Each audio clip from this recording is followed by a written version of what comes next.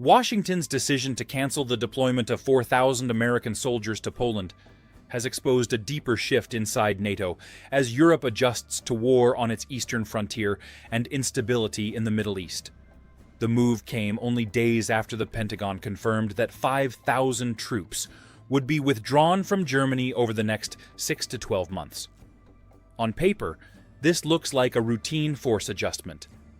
In practice, it raises a larger question about how the United States now wants to structure military power across Europe, and whether Washington's allies are prepared for a more conditional American security commitment.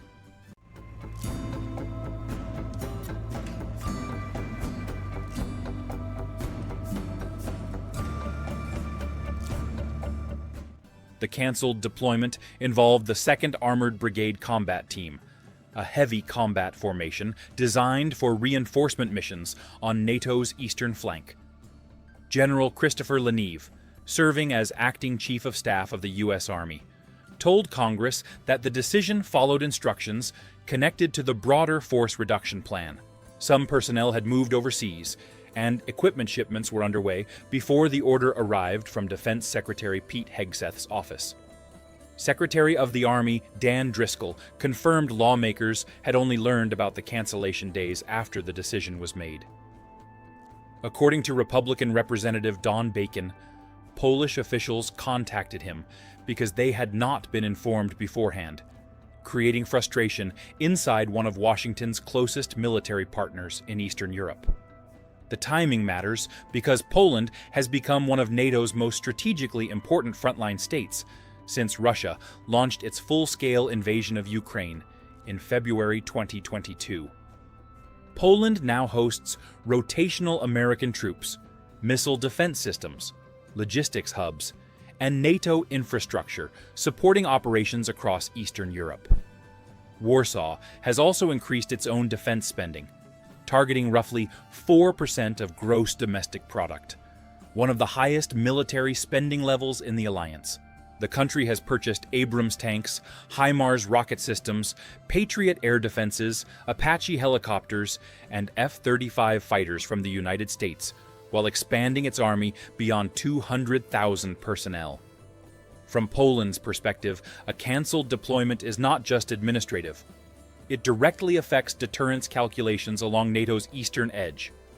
The broader dispute emerged during escalating tensions between President Donald Trump and several European governments over burden sharing, defense spending, and the conflict involving Iran, Israel, and maritime security around the Strait of Hormuz. Earlier this month, Pentagon spokesman Sean Parnell announced the withdrawal of 5,000 troops from Germany. Trump later indicated that the reduction could become larger. His administration has repeatedly argued that European allies rely too heavily on American military protection while contributing insufficient resources to collective defense operations. Trump raised similar arguments during his first term, when Washington also explored reducing troop levels in Germany and reconsidering basing arrangements across Europe. Germany remains central to the American military structure in Europe because it hosts command facilities, logistics networks, air bases, intelligence infrastructure, and prepositioned equipment. Tens of thousands of U.S. personnel are still stationed there decades after the Cold War. Reducing that footprint alters military response timelines across the continent. Polish Defense Minister Władysław Kosyniak-Kamysz suggested that some troops removed from Germany could eventually rotate into Poland instead, potentially maintaining NATO force levels closer to Russia's border, even while reducing permanent basing inside Germany itself. NATO officials have also tried to calm concerns by emphasizing that Canada and Germany are increasing deployments along the eastern flank. Still, uncertainty matters almost as much as troop numbers. European governments are now trying to determine whether the United States is restructuring its military posture for operational flexibility, or signaling a strategic shift away from Europe. That distinction is critical because NATO's deterrence model depends heavily on predictability. Forward deployments are not only about combat capability. They also serve as political guarantees, showing that an attack on one ally would automatically involve American personnel from the beginning of a conflict. One possible outcome is that Washington shifts toward a lighter rotational presence, rather than large, permanent deployments. Under this model, the United States could reduce fixed costs in Germany while preserving deployment capabilities through temporary troop rotations, prepositioned equipment, and joint exercises in Poland, Romania, and the Baltic states. Supporters argue that this creates flexibility for responding to crises in Europe, the Middle East, or the Indo-Pacific, without maintaining Cold War-style bases. Critics argue that rotational deployments create uncertainty, slower mobilization, and weaker political reassurance during periods of crisis. A second scenario is more consequential. If European allies conclude that American commitments are becoming conditional, they may accelerate independent military planning inside the European Union and NATO. France has long advocated greater European strategic autonomy, while Germany has expanded defense budgets since 2022 after decades of military underinvestment. Poland, meanwhile, is rapidly building one of Europe's largest conventional land forces. A prolonged perception of declining American reliability could push European states toward deeper regional defense integration, larger domestic arms industries, and more autonomous command structures over the next decade. Russia will closely monitor every stage of this transition.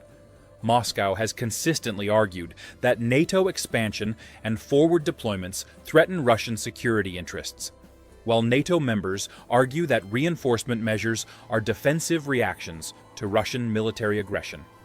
Any visible disagreement between Washington and European capitals becomes strategically valuable for the Kremlin, because alliance cohesion is central to NATO's deterrence credibility. China is also observing how the United States balances military resources between Europe, the Middle East, and Asia, especially as American defense planners increasingly prioritize competition in the Indo-Pacific.